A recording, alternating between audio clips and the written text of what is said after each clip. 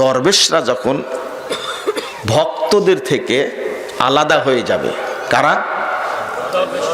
দরবেশরা যখন, পীরেরা যখন মুরিদ থেকে আলাদা হয়ে যাবে এবং শাস্তি প্রত্যক্ষ করবে, সূরা বাকারা 166 167 নম্বর আয়াত আল্লাহ বলছেন অতাকাত্তাকাত বিহিমুল আসবাব, এবং সম্পর্কটা কি হয়ে যাবে? সম্পর্কটা ছিন্ন হয়ে যাবে। ওয়াকালাল্লাযীনা ইত্তাবাউ লাউ আন্না লানা কাররা, যারা আনুগত্য করেছে, ভক্তরা, অনুসারীরা, মুরিদরা তখন বলবে লাউ আন্না লানা কাররা, আল্লাহ যদি একটাবার দুনিয়াতে যাওয়ার সুযোগ দিতেন, ফানাতাবাররা মিনহুম কামা তাবাররাউ মিন্না, তাহলে আজকে তারা যেভাবে আমাদেরকে ফেলে চলে যাচ্ছে, আমরাও দুনিয়াতে তাদেরকে সাইজ করতাম, ওদের আনুগত্য করতাম না।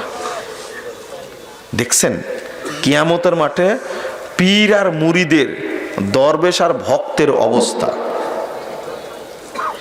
কাযালিকা ইউরিহিমুল্লাহু আমালাহুম হাসারাতিন আলাইহিম, আল্লাহ এভাবেই মুরিদদেরকে শাস্তি প্রত্যক্ষ করাবেন, আফসোস করাবেন আল্লাহ। দেখো তোমার হুজুরের আজকে প্রতারণা দিয়ে চলে গেল, তোমাদের খোঁজ রাখলো না, আর পীর সাহেব বলে যে আমি জাহাজ প্রস্তুত রাখবো কিয়ামতের মাঠে।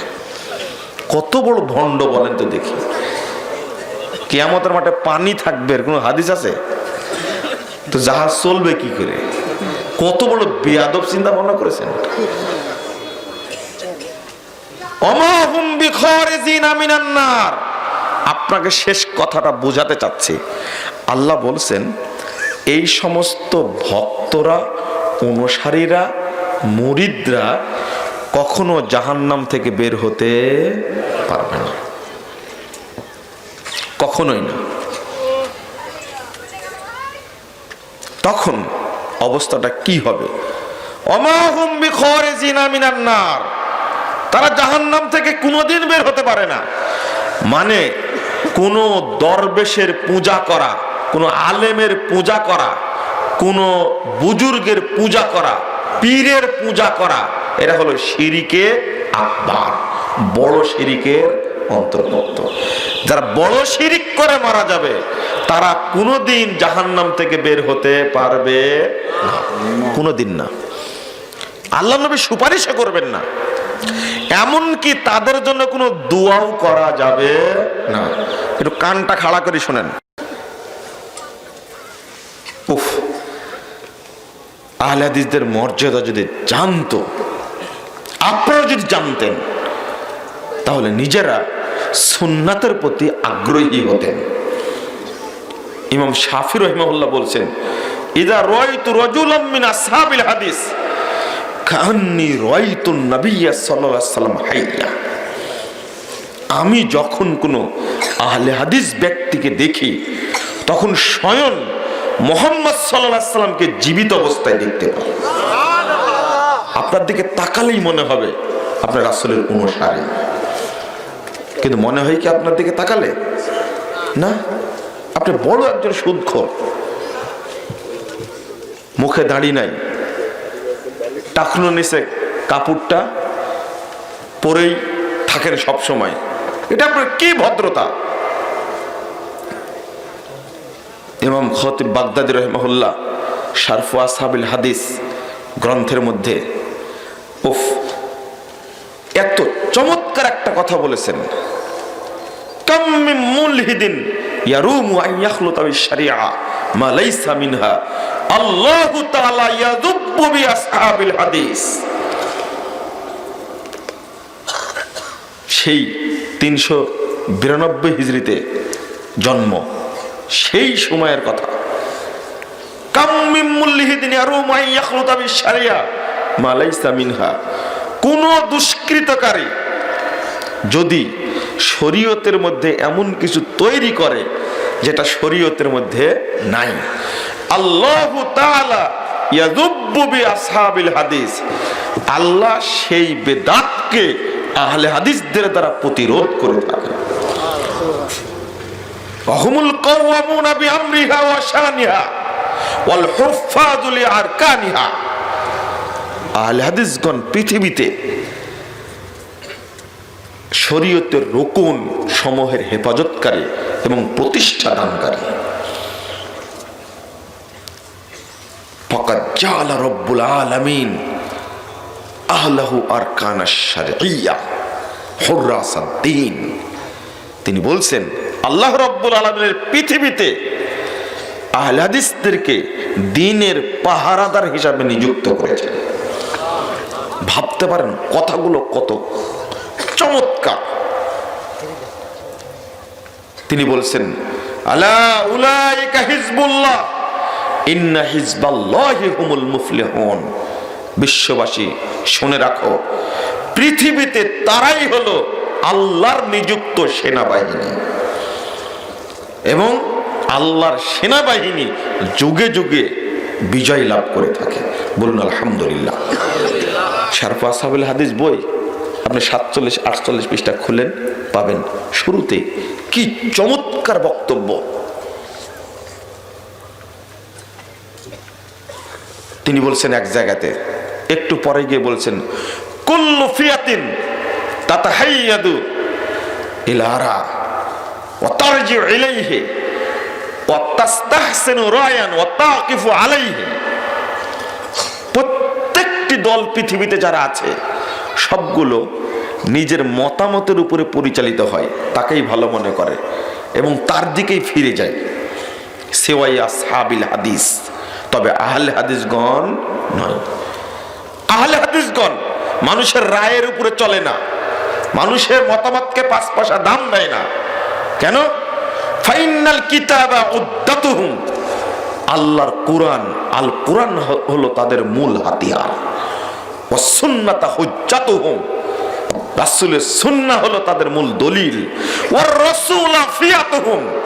স্বয়ং রাসূল মুহাম্মদ হলেন তাদের দলনেতা। বলুন আলহামদুলিল্লাহ। কথা দেখছেন, কথাগুলো কত চমৎকার। দুর্ভাগ্য আহলে হাদিসরা তাদের চেতনাটাকেই ভুলে গেছে। বেদাতের সাথে আপোষ করবে কেন? সুন্নাত আমল করবে, সুন্নাতকে প্রতিষ্ঠা করার জন্য সংগ্রাম করবে, এটাই হলো আহলে হাদিস। মনে রাখবেন একটা কথা, ভীতু কাপুরুষ দ্বারা কখনো সমাজের সংস্কার হয় না, কোনোদিনই না। সমাজের সংস্কার চাইলে আপোষহীন ব্যক্তিত্বের অধিকারী হতে হবে। আজকে যখন সুন্নাতকে হত্যা করছে, তখন আমি মুখে কুলুপ পেটে বসে আছি। মুহাম্মদ রাসূলুল্লাহ সাল্লাল্লাহু আলাইহি ওয়াসাল্লাম বলছেন, 2টা হাদিস আপনারা স্মরণ রাখবেন। ইন্না মিন ওয়ারাইকুম জামানা সাবরিন। সাহাবীরা শুনে রাখো, তোমাদের পরে একটা যুগ আসবে, এই যুগটা হলো ধৈর্যের যুগ। ইন্না মিন ওয়ারাইকুম জামানা সাবরিন। 10394 নম্বর হাদিস, তাবরানী কাবিরের মধ্যে এসেছে। পরে একটা যুগ আসবে, ধৈর্যের যুগ। এই যুগে কেউ সুন্নাতকে ধরে রাখতে পারবে না। সুন্নাত মানতে গেলেই থানায় মামলা হবে, সুন্নাত মানতে গেলেই তোমাকে ওহাবি বলবে, জেএমবি বলে গ্রেফতার করবে, হয়রানি করবে, নির্যাতন করবে। ওই যুগে কেউ সুন্নাতের উপরে টিকে থাকতে পারবে না। ওই যুগটা হলো এই যুগ, বর্তমান যুগ চলছে। আল্লাহ রাসূল বললেন, তবে লিল মুতামাসসিকি ফি। ওই যুগে যে ব্যক্তি আমার সুন্নাতকে শক্ত করে ধরে থাকবে, ফালাহু আজরু 50 শহীদা। ওই ব্যক্তির জন্য 50 জন শহীদের মর্যাদা রয়েছে। 50 জন শহীদ এখানে। ওমর রাদিয়াল্লাহু আনহু বলছেন, আমিন না মিনহুম। আল্লাহ নবী, এই 50 জন শহীদ কি আমাদের যুগের না তাদের যুগের? আল্লাহ রাসূল ধমক দিয়ে বলছেন, লাবাল মিনকুম। আরে না না ওমর, কি বলো? তোমাদের যুগে বদর, উহুদ, খন্দকে শহীদ হওয়া 50 জন শহীদের মর্যাদা পাবে।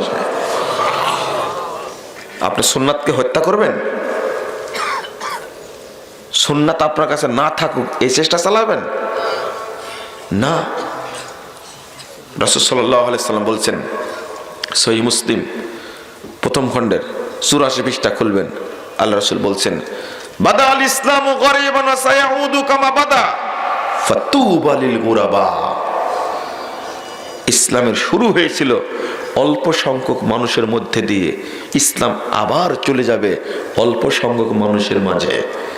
সবাই সুন্নাত মানবে না, দিন সবাই মানবে না। বাদাল ইসলামু গরিবা ওয়া সায়াউদু কামা বাদা। ইসলাম শুরু হয়েছিল অল্প সংখ্যক মানুষের মধ্যে দিয়ে, ইসলাম আবার চলে যাবে অল্প সংখ্যক মানুষের মাঝে। ফাতুবা লিল গুরাবা। ভয়ের কোনো কারণ নাই, আশঙ্কার কোনো কারণ নাই। এই অল্প সংখ্যক মানুষের জন্য রয়েছে জান্নাতে প্রতিষ্ঠিত তওবা গাছের সুসংবাদ। বলুন আলহামদুলিল্লাহ। তো সুন্নাতকে ভালোবাসবেন এই উদ্দেশ্যে যে আমি রাসূলের সুন্নাহ মেনে আমি জান্নাতে যেতে চাই, রাসূলের সাথে জান্নাতে থাকতে চাই, আমি কিয়ামতের মাঠে কাউসারের পানি পান করতে চাই, আমি কিয়ামতের মাঠে আল্লাহ রাসূলের সুপারিশ পেতে চাই। কয়টা কথা বললাম? চারটা। আমি আল্লাহ রাসূলের সাথে জান্নাতে থাকতে চাই। 2, আমি রাসূল মুহাম্মদ সাল্লাল্লাহু আলাইহি সাল্লামের সুপারিশ পেতে চাই। আমি রাসূল সাল্লাল্লাহু আলাইহি সাল্লামের প্রদত্ত কাউসারের পানি পান করতে চাই। আল্লাহ যেন নসিবে রাখে। যদি এই আশায় আপনি সুন্নাত মানেন, আল্লাহ অবশ্যই আপনাকে সম্মানিত করবেন, অবশ্যই। একটা হাদিস দেখেন, এক শ্রেণীর মানুষ বলে যে এই ছোটখাটো বিষয় নিয়ে আলোচনা করার কি দরকার। এক শ্রেণীর ধান্দাবাজ আছে কিন্তু সমাজে, এই টুপিওয়ালা ধান্দাবাজেরা, এদের মাধ্যমে সুন্নাত বেশি অপমানিত হয়। তুমি 3.5 হাত দেহের উপরে ইসলাম কায়েম করতে পারোনি, তুমি রাষ্ট্রীয়ভাবে ইসলাম কায়েম করবে কি করবে? এটা লজ্জার ব্যাপার। সুদ ছাড়তে পারেনি, ঘুষ ছাড়তে পারেনি, আপনাকে বলবো কি? পাসপোর্ট অফিস আছে না, পাসপোর্ট অফিস, ভূমি অফিস, সচিবালয়, ইনকাম ট্যাক্স অফিস, এই অফিসগুলোতে কিছু কিছু মুনাফেক আছে, দাঁড়িয়ালা টুপিওয়ালা মুনাফেক আছে। ওখানে বসে বসে দুর্নীতি করে, আজান হলে নামাজ পড়তে যায় প্রথম কাতারে হাজির হয়। এই টুপি হলো, দাড়ি হলো সাইনবোর্ড। ইসলামকে ধ্বংস করার জন্য এই বড় বড় দুর্নীতিবাজ হলো সবচেয়ে বড় দায়ী। ওরা এইগুলি করে, অথচ মনে হয় ফেরেশতা, কি চমৎকার। আপনারা বললে একটু কষ্ট পাবেন। আপনাকে দেখতে খুব সুন্দর লাগছে, মুখে দাড়ি, মাথায় টুপি, গায়ে পাঞ্জাবি, কিন্তু আপনার বাড়ির পরিবারের খবর দেখলে দেখব পরিবারটা একবারে বেহায়াপনায়, অপবিত্রতায় মেশাকার। পরিবারে কিচ্ছু নেই। আগামী শুক্রবার গায়ে হলুদের অনুষ্ঠান আপনার মেয়েটার, এটা তো শুনছি আমি। তারপরে পাঞ্জাবিতে কি লাভ হলো, দাঁড়িতে কি লাভ হলো? গায়ে হলুদের অনুষ্ঠান হয় আপনার বাড়িতে, অথচ বক্তব্য শুনতে আসছেন কেন? ওই মেয়েটা তো আপনারই, হিন্দুর মেয়েও। 1 সপ্তাহ যাবত বাড়িতে হিন্দি গান বাজতেছে কেন? যুবক ছেলেকে হলুদ মাখাচ্ছে তার খালাতো বোন, মামাতো বোন, চাচাতো বোন। তোমারও লজ্জা নাই, আর তোমার চাচাতো বোন, খালাতো বোন লজ্জা নাই। এরা নষ্টা মহিলা, এরা সব। তুমি পবিত্র ছেলে, তোমার রক্ত পবিত্র, তোমার গালে হলুদ মাখানোর জন্য তোমার খালাতো বোন আসবে কেন? তোমার ক্লাসমেট আসবে কেন? তোমার বান্ধবী আসলো কেন? এই বান্ধবীও নষ্টা, তুমিও নষ্ট, একটাও পবিত্র না, সব অপবিত্র। সমাজের অবস্থা তো তাই। এখন হাজী সাহেব আবার, বাপ আবার হাজী, এটা শরমও করে না, লজ্জাও করে না যে আমি হজ করে এসেছি, দাঁড়িয়ে রেখেছি, পাঞ্জাবি পরি, নামাজ পড়ি, কিন্তু আমি গায়ে হলুদের অনুষ্ঠান করবো কি করে? মেয়েটাকে উলঙ্গ করে সাজা মঞ্চে বসা রাখছে। ওর পাড়ার ছেলেরা এসে, ওর দুলাভাই এসে, ওর ক্লাসমেটরা এসে ওর ঠোঁটে, গালে, কপালে হলুদ মাখাচ্ছে। এটা নাতনিটা আছে, ওর গায়ে কিছুই নেই। দরকার ছিল যার, ওর গায়ে কিছু নাই। এখন পরহেজগার হয়েছে, বগুড়া শহরে কোনো দোকান বাকি নাই, নাসি না, সব চিনে। বুড়ি হয়ে গেছে, এখন কিছু করার নাই, এখন যত পোশাক আছে সব পরেছে। বুরকার উপরে উড়না, উড়নার উপরে চাদর, চাদরের উপরে খোপা, খোপার উপরে কি সব পরে আসছে। সাথে নাতনিটা আছে, শরীরে কিছু নেই, উলঙ্গ। জালসা আসছে কি জন্য? এই হলো জালসার ফসল। পরিবর্তন হয় না, পরিবর্তন হচ্ছেও না।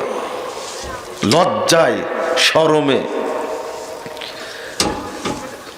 ঢাকা থেকে বিমানে যাচ্ছে চিটাগঙ্গে কয়েকদিন আগে, কথাটা বলেইনি। পার্শ্বে একটা মহিলা বসছে, ওর বুরকাও নাই, উড়নাও নাই, তো আর মুখে আলকাতরা মাখা আছে। তো আমি না, আলকাতরা মাখতে নিষেধ করিনি, কিন্তু এইভাবে মানুষকে দেখানোর জন্য মাখতে হবে কি জন্য? বাড়িতে তার স্বামীকে দেখাবে, সুগন্ধি মাখা নাজায়েজ, বাড়িতে বের হওয়া, বাড়িতে বের হওয়া নাজায়েজ, বাড়িতে মাখবে, কোনো সমস্যা আছে? শরীয়ত অনুমোদন দিয়েছে। কিন্তু বিমানে উঠে দেখছি এই একটা খান্নাস মহিলা। আমি প্রথমে হিন্দু মনে করেছি, কিন্তু তারপরে একটু পরে ব্যাগ থেকে উড়না বের করলো, উড়না বের করে মাথায় দিয়ে সুন্দর করে জোড়ে আল্লাহু আকবার। আমি আবার বললাম যে তো নামাজই দেখতেছি, নামাজ পড়ে। তো নামাজ পড়ে, জোহরের নামাজটা পড়ে আবার উড়নাটা ব্যাগের মধ্যে রেখে দিল। আচ্ছা, এই না, আমি জীবনে অনেক দৃশ্য দেখেছি, কিন্তু এইরকম ইবলিসের দৃশ্য কোনোদিন দেখিনি। একবারে এত খারাপ দৃশ্য দেখিনি। আপনি কি বলবেন বলেন তো দেখি? আপনারা কষ্ট পাচ্ছেন? কষ্ট পাওয়ারই কথা। আমি আজকে শুরুই করেছি এইভাবে। আজকে কেন এটা পরিবর্তন হয় না কেন? আপনারা হাসাহাসি করছেন, আপনারা ঠিক বলছেন, সমস্যা আপনাদেরও আছে। এই যে বক্তব্য শুনছেন না, কালকেই আপনি বিয়ে খেতে যাবেন, কালকেই যাবেন, আপনার ওয়াইফকে সুন্দর করে সাজাবেন। ওয়াইফকে তো কন্ট্রোল করতে পারেননি, কারণ যে ওয়াইফকে নিয়ে আসছেন আপনি বিয়ে করে, এটা ডিমান্ড নিয়ে বিয়ে করেছেন আপনি, নিঃসন্দেহে। ও তো আপনার কথা ও শুনে না। আপনি থাকেন অফিসে, ও থাকে বগুড়া নিউ মার্কেটে। এই হলো অবস্থা, আপনার কথা শুনে না। তো আপনি যদি বিয়ে খেতে যান, তো তো সাজবে এমন ভাবে একবারে দেখতে উলঙ্গ লাগবে, আর আপনি বাধ্য একে মোটরসাইকেলে রেক তুলে বিয়ে খেতে যেতে আপনি বাধ্য। এবার বলেন, দায়ুস খুঁজতে গেলেন আমেরিকায়, ইন্ডিয়ায়, আপনি নিজেই দায়ুস, এটা খেয়াল করেননি কেন? আপনি নিজেই দায়ুস। বন্ধুরা আমার, অবস্থা যদি এরকম জটিল হয়, বক্তব্য শুনে কি করছেন? কোরআনের সাথে মুনাফিকি হচ্ছে, হাদিসের সাথে মুনাফিকি হচ্ছে। এই কোরআন হাদিসই কাল কিয়ামতের মাঠে আপনার বিপক্ষে সাক্ষী দেবে। মানুষের সাক্ষী দেওয়ার দরকার নাই, কোরআন হাদিসের বিপক্ষে সাক্ষী দেবে যে কানে গেছিল, শুনেছে, কিন্তু মানেনি, আমলই করেনি। এই যুগে আপনাকে বলবো, বিনয়ের সাথে বলবো, আমল করার চেষ্টা করবেন, বলুন ইনশাআল্লাহ। আর কোরআন হাদিসের সাথে মুনাফিকি করবেন না। আপনি যদি জান্নাতে যেতে চান, আজকে যদি বুঝতো, লোকেরা যদি বুঝতো যে আমাকে জান্নাত পেতে হবে, তাহলে এই সমস্ত ত্রুটি থাকতো না। 306 নম্বর হাদিস সহিহ বুখারী, সহিহ মুসলিমের মধ্যে এসেছে। দেখেন তো কত জটিল কথা। আল্লাহ রাসূল বলেছেন, সালাসাতুন লা ইউকাল্লিমুহুমুল্লাহু ইয়াউমাল কিয়ামা ওয়া লা ইউযাক্কিহিম ওয়া লা ইয়ানজুরু ইলাইহিম ওয়া লাহুম আযাবুন আলীম। 3 শ্রেণীর মানুষের সাথে আল্লাহ কিয়ামতের মাঠে কথা বলবেন না, তাদেরকে পবিত্র করবেন না, তাদের দিকে তাকাবেন না, বরং তাদের জন্য জাহান্নামের শাস্তি রেডি আছে। সাহাবী বলছেন, মান হুম ইয়া রাসূলুল্লাহ, আল্লাহ রাসূল তারা কারা, জানতে চাচ্ছেন। আমি যখন হাদিসটা বললাম আপনাদের মনে কিন্তু জাগেনি, জানার ইচ্ছা জাগেনি, সাহাবীদের মধ্যে জেগেছে। মান হুম ইয়া রাসূলুল্লাহ, কত খাবু ওয়া খাসারু, তারা কারা যারা নিরাশ হবে রহমত থেকে, ধ্বংস হয়ে যায় কিয়ামতের মাঠে, তারা কারা? আল্লাহ রাসূল এক নম্বরে বললেন আল মুসবিল, যারা টাকনুর নিচে কাপড় প্যান্ট পরে তারা হলো এক নম্বর। হাদিসটা শুনছেন আপনি আজ থেকে 50 বছর যাবত, কিন্তু এই হাদিসের প্রতি আপনি আমল করেন না। বলেন তো আপনার অবস্থা কি হবে? একটু ভাবেন আপনি। এই হাদিসটা বিশ্বাস করেন? এই সহিহ মুসলিমের হাদিস, বিশ্বাস হয়? মনে হয় না বিশ্বাস। এটা হাদিস, বিশ্বাস হয়? হ্যাঁ, কয় ভাগ? 100 ভাগ? মনে হয় না। 100 ভাগ বিশ্বাস থাকলে এই বৈঠকে যারা উপস্থিত আছে হাদিস শোনার পরে আর কোনোদিন টাকা নিচে প্যান্ট পরবে না। আরে ভাই, আপনারা তো এমনি পরেন না, আপনারা তো এমনি পড়েন না, পড়েন কি?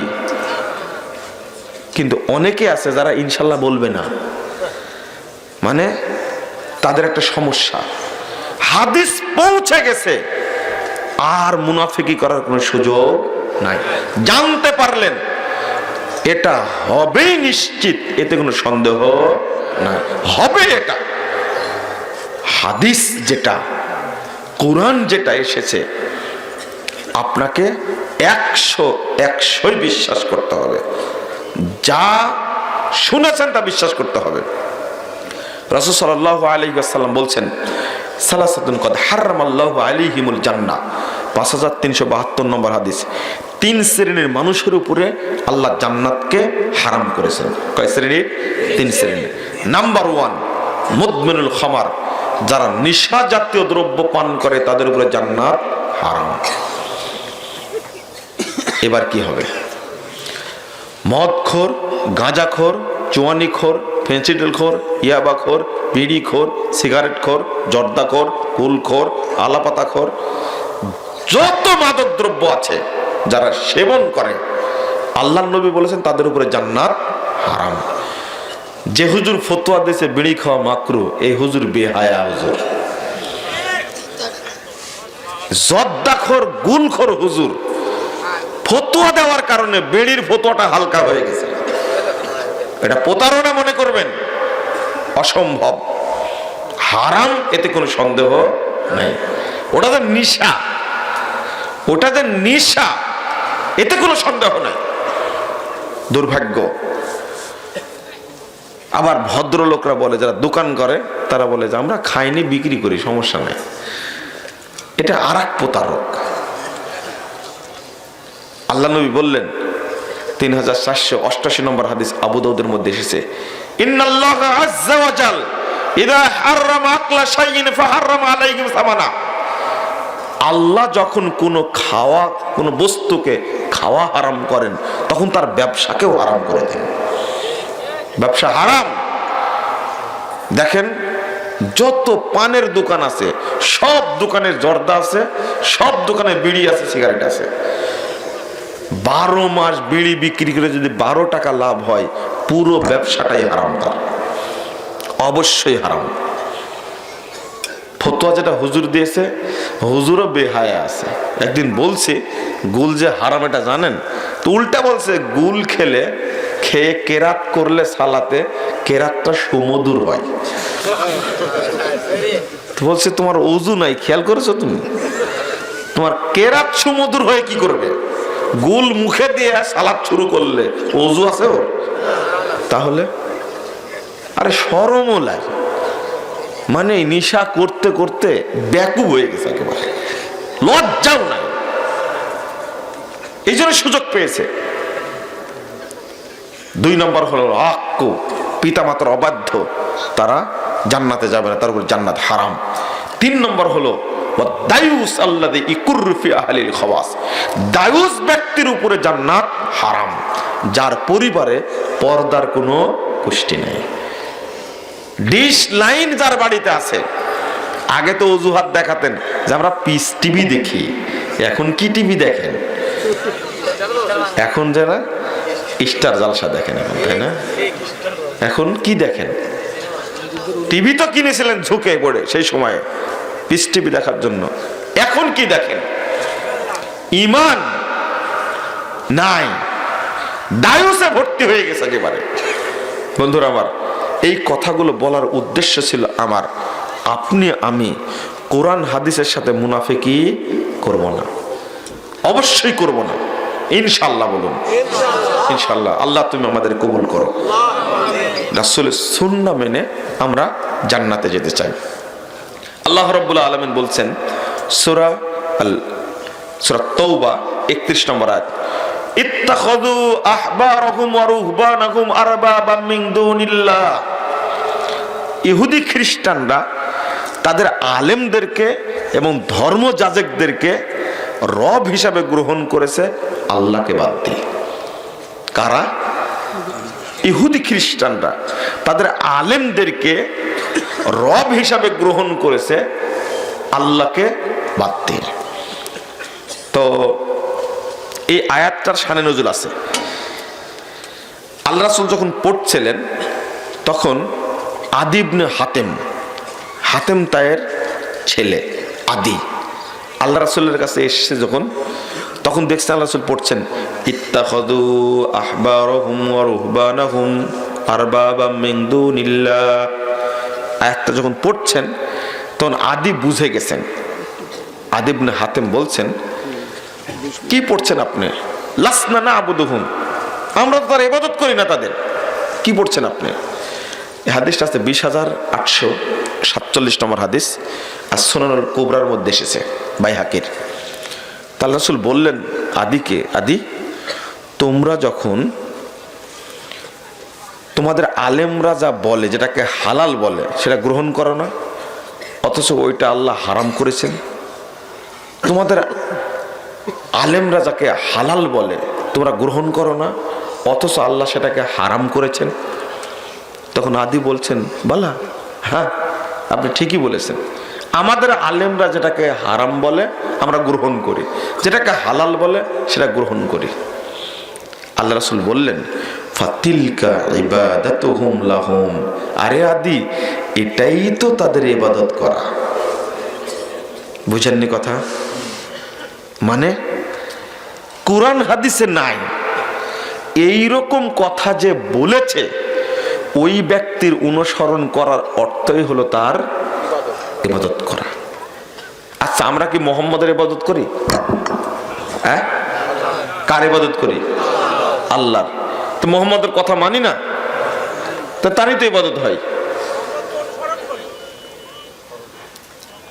কথাটা আবার বুঝেন। একজন আলেম বলল কোরআন হাদিসে নাই, ওই কথাটার আনুগত্য করা মানে তাকে মাবুদ হিসাবে গ্রহণ করা, তাকে রব হিসাবে গ্রহণ করা। তা আল্লাহ রাসূলের কথাও তো মানি, তা আল্লাহ রাসূল রব হয়ে গেল না? আল্লাহ রাসূল তো নিজস্ব কথা বলেন, আল্লাহর পক্ষ থেকে বলেন। হ্যাঁ, রব যে একজন, উত্তরটা হয়নি। আল্লাহ রাসূল, হ্যাঁ এই যে উত্তর ঠিক হয়েছে, আলহামদুলিল্লাহ। আমি এটা জানতে চাচ্ছিলাম। জাযাকাল্লাহ খাইর, জাযাকুমুল্লাহ খাইরান। মানে মুহাম্মদ সাল্লাল্লাহু আলাইহি সাল্লাম নিজের পক্ষ থেকে কোনো কথা বলেননি, তিনি শুধু বার্তাবাহক, আমাদের কাছে পৌঁছে দিয়েছেন। বিধান কার? আল্লাহ। অতএব অনুসরণ যদি করি ইবাদত কার হবে? আল্লাহর হবে। এই জায়গায় খেয়াল রাখবেন আলোচনাটা। মুহাম্মদ সাল্লাল্লাহু আলাইহি সাল্লাম সম্পর্কে আল্লাহ বলছেন ওমা ইয়ানতিকু আনিল হাওয়া ইন হুয়া ইল্লা ওয়াহয়ু ইউহা। সূরা নজম 3 এবং 4 নম্বর আয়াত আল্লাহ বলছেন মুহাম্মদ সাল্লাল্লাহু আলাইহি সাল্লাম নিজের পক্ষ থেকে কোনো কথা বলেন না যতক্ষণ পর্যন্ত তার উপরে ওহী করা না হয়। কথা কত কঠিন, জটিল কথা। শুধু তাই, আল্লাহর নবী মুহাম্মদ সাল্লাল্লাহু আলাইহি ওয়াসাল্লাম তাকে লক্ষ্য করে আল্লাহ বলছেন সূরা হাক্কা 40, 45, 46 নম্বর আয়াত। আল্লাহ বলেছেন ওয়ালাউ তাকাওয়ালা আলাইনা বা'দাল আকাবিল লা খাযনা মিনহু বিল ইয়ামিন সুম্মা লাকাতানা মিনহুল ওয়াতিন। আল্লাহ বলছেন বিশ্ববাসী শুনে রাখো, যদি মুহাম্মদ সাল্লাল্লাহু আলাইহি সাল্লাম নিজের পক্ষ থেকে কোনো কথা গ্রহণ তৈরি করতেন, নিজের পক্ষ থেকে কোনো কথা তৈরি করতেন, আমি ডান হাত দিয়ে তাকে ধরে ফেলতাম, সুম্মা লাকাতানা মিনহুল ওয়াতিন, অতঃপর তাকে জবেহ করে গলা থেকে বিচ্ছিন্ন করে দিতাম তাকে। নাউজুবিল্লাহ। কে বলছেন? কাকে বলছেন? মুহাম্মদ সাল্লাল্লাহু আলাইহি সাল্লাম। এত বড় মানুষ, চিন্তা করেন আল্লাহর নবীর মতো এত বড় মানুষ, এত পাওয়ারফুল হওয়া সত্ত্বেও একটা আমলও তৈরি করতে পারেননি, একটাও পারেনি। কিন্তু হুজুর কত আমল তৈরি করেছে, বেহিসাব, তাই না? বেহিসাব এত আমল তৈরি করেছে। রাসূল সাল্লাল্লাহু আলাইহি ওয়াসাল্লাম বলছেন, আমি মক্কা থেকে বাইতুল মাকদেস গেলাম, বাইতুল মাকদেস থেকে প্রথম আসমান, দ্বিতীয় আসমান, তৃতীয় আসমানে গেলাম।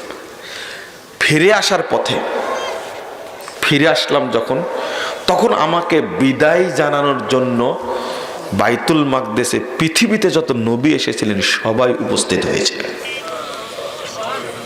কথা কি বুঝতে পারছেন? 172 নম্বর হাদিস সহিহ মুসলিমের মধ্যে এসেছে। তো সব নবী উপস্থিত। আদম আলাইহিস সালাম কে? সবার বাপ না? ইব্রাহিম আলাইহিস সালাম আবুল আম্বিয়া, সব নবীর বাপ। ওখানে আছেন সুলাইমান আলাইহিস সালাম, বাপ বেটা দাউদ আলাইহিস সালাম, সারা পৃথিবী শাসন করেছেন। ওখানে আছেন মুসা কালিমুল্লাহ, ঈসা রূহুল্লাহ, এত বড় বড় মানুষ উপস্থিত। 2 রাকাত সালাত পড়বেন, ইমামতি করবেন কে? সবাই তাকাতাকি করছে, কে ইমামতি করবে, কে ইমামতি করবে। ঠিক ওই মুহূর্তে জিবরিল আমিন আমাদের নবী মুহাম্মদ সাল্লাল্লাহু আলাইহি ওয়াসাল্লামের হাতটা ধরে টান দিয়ে সামনে দিয়ে বলছেন, সবাই উপস্থিত থাকলেও ইমামতি করার অধিকার আপনাকে দেওয়া হয়েছে। নবী কত বড় চিন্তা করেন। আল্লাহ রাসূল বলছেন, আমামতুহুম, আমি তাদের সকলের ইমামতি করলাম। আমি সালাম ফিরা পিছনে তাকায়া দেখছি পৃথিবীতে যত নবী এসেছিলেন, লক্ষ লক্ষ নবী, সবাই আমার মুক্তাদি। নবী এত বড়, কিন্তু এত বড় হওয়ার পরে একটা আমলও তৈরি করতে পারেননি, একটা আমলও পারেননি। শুনেন 145 নম্বর হাদিস আবু দাউদের মধ্যে এসেছে। রাসূল সাল্লাল্লাহু আলাইহি ওয়াসাল্লাম ওযু করছিলেন।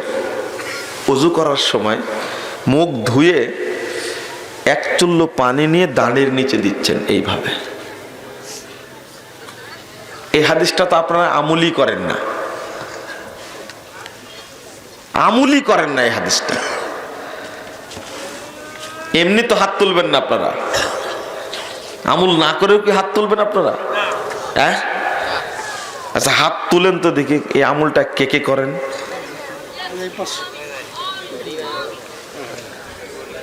ওহো মাশাআল্লাহ, আপনার তো খেয়াল করেন, আপনি বসে আছেন, জাযাকাল্লাহ খায়র। যাক আলহামদুলিল্লাহ, খুব কম। তবে যাদের দাড়ি নাই তারা কি এই সুন্নাত আমল করতে পারে? তাহলে একটা জায়গায় ধরা খেলেই তো দরকার নাই, অন্য জায়গায় ধরা খাওয়ার দরকার আছে? একটা জায়গায় ধরা খেলেই হবে। অনেকেই প্রশ্ন করে দাড়ি রাখা সুন্নাত না ওয়াজিব? আমি বলি ফরজ। এত বড় কথা বললেন ফরজ মানে? পৃথিবীর সব নবীর দাড়ি ছিল, পৃথিবীর সব নবীর সাহাবীর দাড়ি ছিল। তো পৃথিবীতে সব নবীর জন্য সব আমল ছিল না, কিন্তু দাড়িটা ছিল। আমি বললাম ভাগ করা যাবে না, দাড়ি গুরুত্বপূর্ণ একটা আমল, আপনাকে রাখতেই হবে এটা, এবং ছেড়ে দিতে হবে। কাটা ছাঁটা, এক মুষ্টি রাখা, চাঁচা, দাঁত দিয়ে কাটা, মুখ দিয়ে কাটা, কেঁচি দিয়ে কাটা, সবগুলো ফাঁসে কি একবারে ছেড়ে দিতে হবে। রাসূল সাল্লাল্লাহু আলাইহি সাল্লাম এক চুল্লু পানি নিয়ে দাঁড়ির নিচে দিচ্ছেন। হাদিসের ভাবটা এরকম যে এক চুল্লু পানি দিয়ে কি হবে। রাসূল সাল্লাল্লাহু আলাইহি সাল্লাম বলছেন তখন, হাকাদা রব্বি আজ্জা ওয়া জাল, হাকাদা আমারনি রব্বি আজ্জা ওয়া জাল। সাহাবীরা, এই এক চুল্লু পানি দাড়ির নিচে দেওয়ার জন্য আমার রব আমাকে নির্দেশ দান করেছে। তাহলে এক চুল্লু পানি যে দাড়ির নিচে দিবেন মুহাম্মদ সাল্লাল্লাহু আলাইহি ওয়াসাল্লাম নিজ ইচ্ছায়, এই ক্ষমতা ছিল না, এই ক্ষমতা ছিল না। আল্লাহর নির্দেশ ছাড়া কোনো কাজ করেননি। তাহলে বাংলাদেশে বলেন তো, এই যে দরবেশগুলো আছে, বুজুর্গগুলো আছে, পীরগুলো আছে, এরা যে সমাজের মানুষের যে মাবুদ হয়ে বসে আছে, এতে কোনো সন্দেহ আছে? এরা লোকজন উঠে চলে যাবে মনে হয়। আগেই যে আদায় করতে পাঠিয়েছেন আপনারা কিছু দিয়েন, আমার বক্তব্য শুরু না করতেই আদায় করতে পাঠিয়েছে। আপনারা যাওয়ার সময় কিছু দিয়ে যাবেন তো? এই বন্ধ করো। আপনাদের কাছে আগেই অনুরোধ জানাই, ফাঁকি দিয়ে যাবেন না তো। কওমি মাদ্রাসা একটা, আমরা কওমি মাদ্রাসায় পড়াশোনা করেছি। তারপরে এলেম কিন্তু এই খারেজি মাদ্রাসাগুলোতে আছে, আলিয়া মাদ্রাসায় কোনো এলেম নাই। কথা বুঝতে পারলেন? বগুড়ায় যদি, আল্লাহ আমাকে মাফ করুক, যে 30 জন কামেল পাশ নিয়ে আসেন, তাহলে বিসমিল্লাহির রহমানির রহিম নাড়া ভাবে লিখে দিলে ওখানে জের জবর দিতে পারবে না, নাড়া ভাবে। আর হাদিসের গ্রন্থ, তাফসিরের গ্রন্থগুলো এই শুধু কোরআন ছাড়া আর কোনো গ্রন্থে জের জবর দেওয়া নাই। জের জবর দেওয়া যদি মানে পড়তে চান, পড়াতে চান, তাহলে কওমি মাদ্রাসায় পড়াশোনা করার লাগবে। চলুন তো, ফাঁকি দিয়ে যাবেন না তো?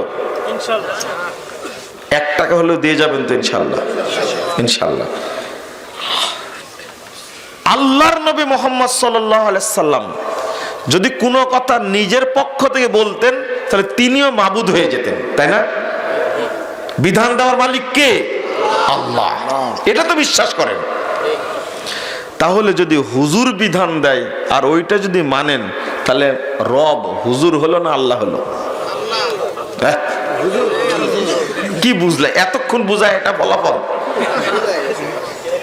ঝোঁকে বলে গেছে, তাই না? আচ্ছা ঠিক আছে, ঝোঁকেই বলেন, পরে সংশোধন করে নিলেই হবে। আমার বক্তব্যটা বুঝেন। বক্তব্য তো গতকাল শুনেছেন, আজকে একটু আলোচনা শুনেন। বলছিলাম যেটা এত ভয়ানক বিষয়, আজকে আপনার পছন্দ হচ্ছে না, কিন্তু আগামীকাল আপনার মনে পড়বে সর্বনাশটা কতটুকু করেছি। আল্লাহ বলছেন, ইস্তাবারাল্লাযীনা তুবিউ মিনাল্লাযীনা তাবাউ ওয়া তাকাত্তাআত বিহিমুল আসবাব ওয়া রাআল আযাব ওয়া তাকাত্তাআত বিহিমুল আসবাব। দরবেশরা যখন ভক্তদের থেকে আলাদা হয়ে যাবে, কারা? দরবেশরা যখন, পীরেরা যখন মুরিদ থেকে আলাদা হয়ে যাবে এবং শাস্তি প্রত্যক্ষ করবে। সূরা বাকারা 166 167 নম্বর আয়াত আল্লাহ বলছেন, তাকাত্তাআত বিহিমুল আসবাব, এবং সম্পর্কটা কি হয়ে যাবে? সম্পর্কটা ছিন্ন হয়ে যাবে। ওয়াকালাল্লাযীনা ইত্তাবাউ লাউ আন্না লানা কাররা, যারা আনুগত্য করেছে, ভক্তরা, অনুসারীরা, মুরিদরা তখন বলবে, লাউ আন্না লানা কাররা, আল্লাহ যদি একটাবার দুনিয়াতে যাওয়ার সুযোগ দিতেন, ফানাতাবাররা মিনহুম কামা তাবাররাউ মিন্না, তাহলে আজকে তারা যেভাবে আমাদেরকে ফেলে চলে যাচ্ছে, আমরাও দুনিয়াতে তাদেরকে সাইজ করতাম, ওদের আনুগত্য করতাম না। দেখছেন কিয়ামতের মাঠে পীর আর মুরিদের, দরবেশ আর ভক্তের অবস্থা। কাযালিকা ইউরিহিমুল্লাহু আমালাহুম হাসারাতিন আলাইহিম। আল্লাহ এভাবেই মুরিদদেরকে শাস্তি প্রত্যক্ষ করাবেন, আফসোস করাবেন আল্লাহ। দেখো তোমার হুজুরের আজকে প্রতারণা দিয়ে চলে গেল, তোমাদের খোঁজ রাখলো না, আর পীর সাহেব বলে যে আমি জাহাজ প্রস্তুত রাখবো কিয়ামতের মাঠে। কত বড় ভণ্ড বলেন তো দেখি। কিয়ামতের মাঠে পানি থাকবে এর কোনো হাদিস আছে?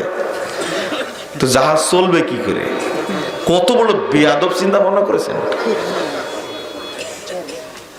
অমাহুম বিখারিজিনা মিনান নার। আপনাকে শেষ কথাটা বোঝাতে চাচ্ছি।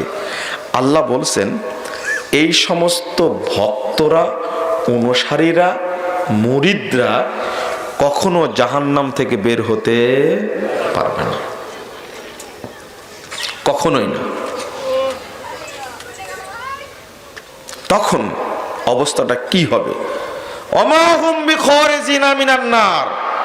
তারা জাহান্নাম থেকে কোনোদিন বের হতে পারে না। মানে কোন দরবেশের পূজা করা, কোন আলেমের পূজা করা, কোন বুজুর্গের পূজা করা, পীরের পূজা করা, এরা হলো শিরিকে আকবার, বড় শিরিকের অন্তর্ভুক্ত। যারা বড় শিরিক করে মারা যাবে তারা কোনোদিন জাহান্নাম থেকে বের হতে পারবে না, কোনোদিন না। আল্লাহ নবী সুপারিশও করবেন না, এমনকি তাদের জন্য কোনো দোয়াও করা যাবে না। একটু কানটা খাড়া করে শোনেন।